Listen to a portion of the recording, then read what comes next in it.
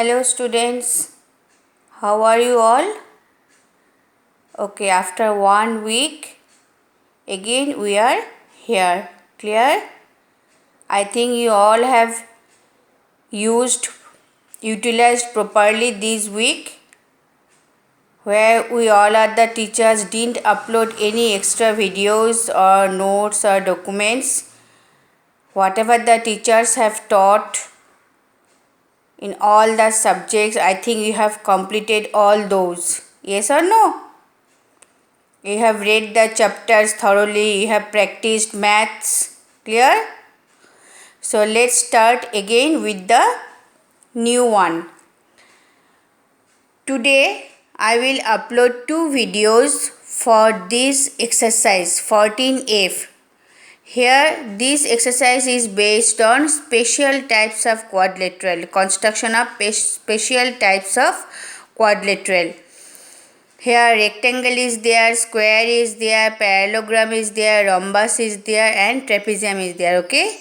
So first I will start with rectangle. For each construction, two videos must be required.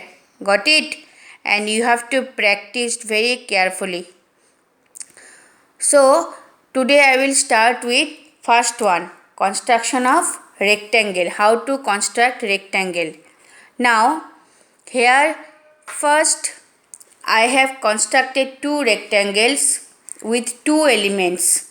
In the first video I am explaining this one, how I have constructed. In the next video I will show you how I have constructed. Clear? In construction of rectangle, here you have to apply two elements. Clear? One is with two sides or line segment, and another is one side and one line segment. One diagonal. Clear? Now first one you see, with two sides how will you construct a rectangle? All of you know the properties of rectangle, that in the rectangle opposite sides are equal and parallel. Yes or no? And the diagonals are equal. And all the interior angles are 90 degree. Is that clear? This basic thing I think you know. So now this property will help you over here. Which one? As a line segment. That means opposite sides are equal and parallel. Clear? And interior angles are 90 degree. So first what we will do, if we have to construct rectangle with line segment, two line segments. So out of four line segment, two line segment measurable will be given to you. Clear? One is for length, another is for breadth. So which one length will be there? Opposite one when you will draw, it will be same measurement for this. And which one breadth measurement will be given to you when you will construct the opposite line segment, it will be same as the breadth one. Clear? Now first what you have to do in this type of construction with two sides, no need to draw the rough sketch as you have drawn in the quadrilateral, construction of quadrilateral. Directly you can construct. First what you have to do, you have to draw a baseline. Out of these two line segment, with any one line segment you have to draw a baseline. Clear? After drawing the baseline, you will get two endpoints. Clear? Then in the next step what you will do, you have to extend the baseline either towards left hand side or towards right hand side to some extent. Clear? After extending the baseline, your next step is what? You will place your compass at this one endpoint. Clear? And with any measurement with any radius, you will draw a semicircle, this semicircle. Clear? After drawing the semicircle, you will see this semicircle will meet at these 2 points on the baseline. Clear? Next step is with one meeting point at the center, consider as center, with any measurement you will draw an arc. This one arc. Have you seen? This arc. Clear? This one. And with the same measurement from this side also, consider this point as the center, you will construct another arc. Then what you will see? Both the arcs will intersect each other.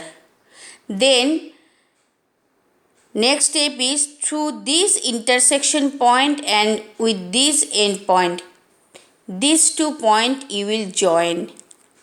Then you will get the perpendicular bisector. This is the main thing. You know how to construct perpendicular bisector. You have learned in class 7. So in construction of rectangle and square, perpendicular bisector is must. At first you have to construct the perpendicular bisector. Clear? Next step, your first line segment you have drawn as the baseline. Suppose AB 6 cm. Now your next step, another line segment you will construct, BC 5 cm. So C point you have not got yet. So with B as the center and with this 5 cm measurement, you will draw an arc. Clear? And after drawing this, taking this measurement, with the same measurement from A point also, you will draw another arc, because both these line segment will be same. Clear? Next, what you will do?